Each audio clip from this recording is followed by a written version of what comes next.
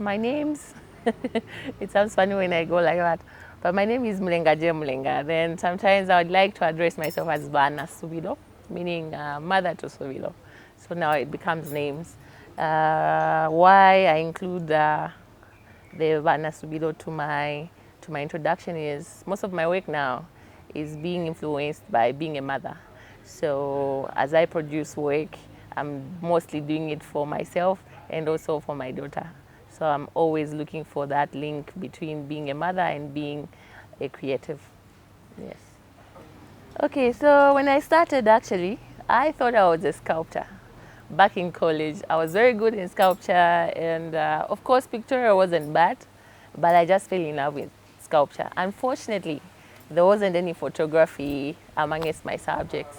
Then moving forward in 2015, it was the first time I was meeting photographers identified as visual artists, because according to my background, I just only knew that visual artists are the traditional painters and sculptors or ceramists.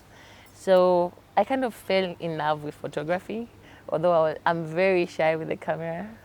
And I hate being in front of the camera. So I was like, maybe I should be behind the camera and be the documentary artist or a photographer. But 2 years forward from 2015, about 2017, I got interested in performance art, where I was using my body as a means of talking about my work. And when people shot my body, I felt they were kind of missing some of the aspects of what I wanted to bring out. So I kind of became the director of the photographer, and me being the object in front of the camera.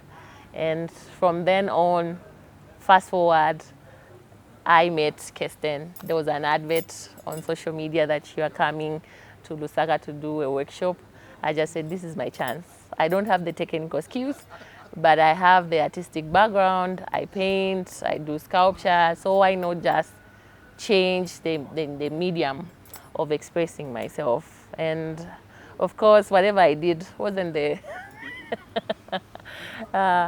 perfect work which you'd call photography, but it motivated me to where I am today. Moving away from that workshop, I continued practicing. I'm taking photos here and there. I'm still not very good with the technicalities. I wish I can have more time where I just do full-time learning of lenses, what lens is for what camera is good for which project. But otherwise, I'm very much interested in producing more work under photography and also learning more skills. Yeah. So Kalingalinga is not very close to the heart, but almost close to the heart. Because part of my growing up, I grew up in Tende, which is just some few kilometers to Kalingalinga. So once in a while, we had to pass through Kalingalinga and experience it from that age. And going back into Kalingalinga, I was kind of lost in terms of choosing what was interesting, because almost everything is interesting. The lifestyles, the food, the language, now the infrastructure, it is changing from what we used to know it from. And also the aspect of Christianity, the aspect of women in fashion. I kind of couldn't really find my one more important thing, like this is what I'm going to look at. So in the first project, I was so much interested in identity in my work, general work, whether sculpture, painting, whatever it is. So going into Kalingalinga, I was so interested in how are the women identifying themselves with the natural hair, with aesthetics, and versus the European, what kind of salons are there or not. So I was focused on those things. Fast forward to 2024, I was moved to another direction. I feel my work is becoming a little bit more political. So the first thing I look at in a space, I look at what are the politicians saying in this particular space. what are they promising people? And Kalingalinga has got this big open ground, which every time there are elections, you find a lot of political parties going there telling people how much they will bring down the prices of mealie meal, the staple food. So mealie meal became now an interesting point for me. It's very political, but again, it's very cultural. But we also identify with it as the food that we take. And it becomes very spiritual when you take it into African spirituality. So I felt this would be very interesting to look at. So I went around trying to understand who knows anything connected to mealie meal and spirituality. And fortunately enough, I came across my auntie, one of my aunties in the family line.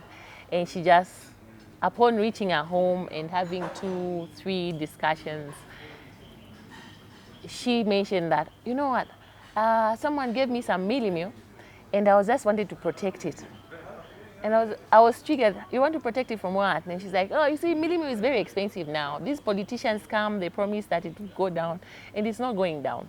So for me, I protect my mealie meal because I believe at night there are people who are flying around stealing my mealie meal using superpowers. And she went on to get the charcoal, you know, the common charcoal we use for cooking, put in a mealie meal. And she spoke some words in her mother tongue.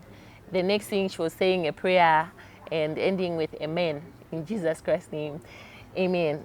That just slapped my brain. Oh, okay, this is what was bringing me to Kalingalinga. Finally, you know, it's something which you don't expect, and you find it in the project, in the process of walking around, almost giving up that it's too hot. I should just go home. What is it that I'm doing? I'm just taking random pictures and they're not making sense. Then the space speaks to you. The people themselves speaks to what you're looking for.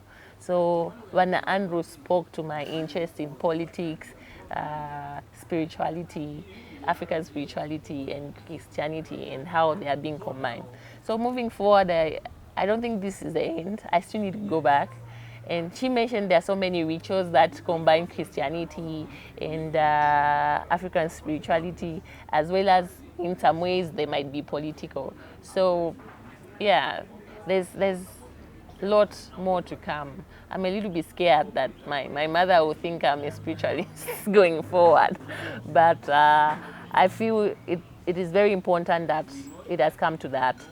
It will be a talking point not only for whoever sees the work, but for me as an individual. From the family background, we identify in Zambia as Christians, but deep down our hearts, even behind closed doors, there are 1 or 2 things that we do which are very spiritual.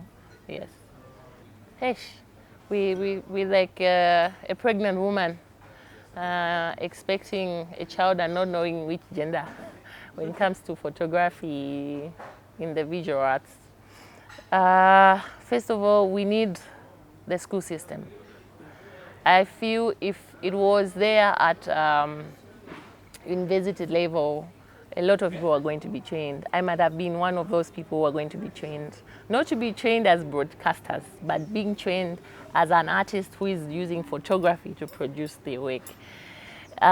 So our society, our government, the policymakers need to wake up and bring that art department that we need at the highest institutions if we're going to develop as a country. Because there's no way you can be developing the sciences, leaving out the arts.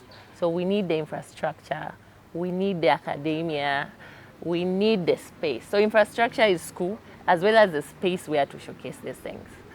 Because quite all right, I produce my work. Where am I going to take the work? The government in Lusaka doesn't still have a national art gallery. So even as an artist, when I produce my work, I need to find those spaces on my own. So we need the infrastructure. But on my own level, my personal level, I need the equipment.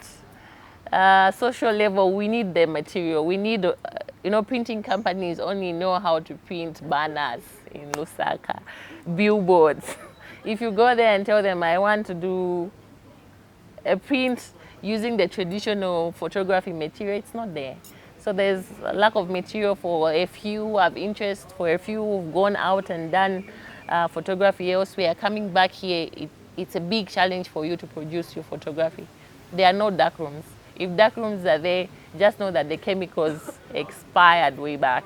Someone donated those chemicals and they ran out of paper. And also there was no continuity in these institutions for Zambians, our own local Zambians in positions where they can make decisions, taking up the challenge to fund these projects.